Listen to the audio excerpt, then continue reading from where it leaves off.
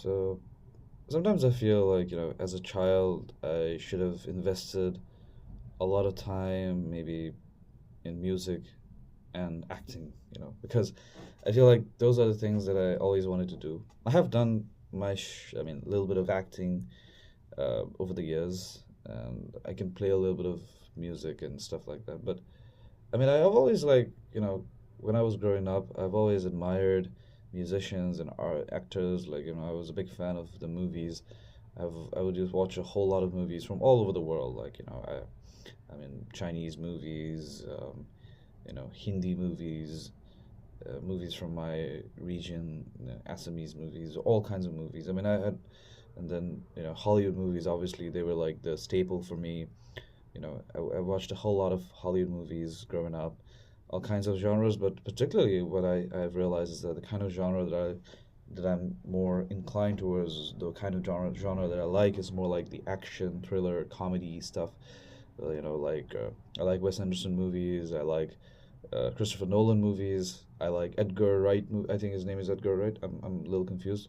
The guy who made Shaun of the movies like Shaun of the Dead and I think Scott Pilgrim. I think he made Scott Pilgrim as well. I'm not really sure though.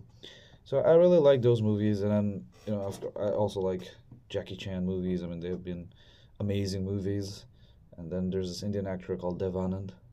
His movies are pretty amazing because he had this Bond-esque, sort of James Bond-like element to his movies, which is pretty cool. And his movies would travel around the world, and I always liked that thing, to like travel around the world. I like the Mission Impossible movies because like the character just travels from one country to another, and it's pretty awesome, in my opinion, to to watch those movies.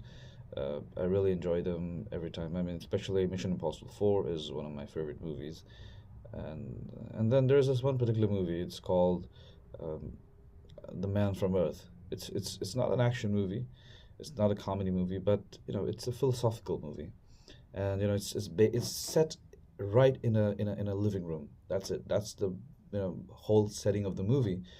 But the movie, the dialogues, the conversations that the characters have between themselves, it just takes you all over the world, through history, through space, through space as in like through through the geography of the earth.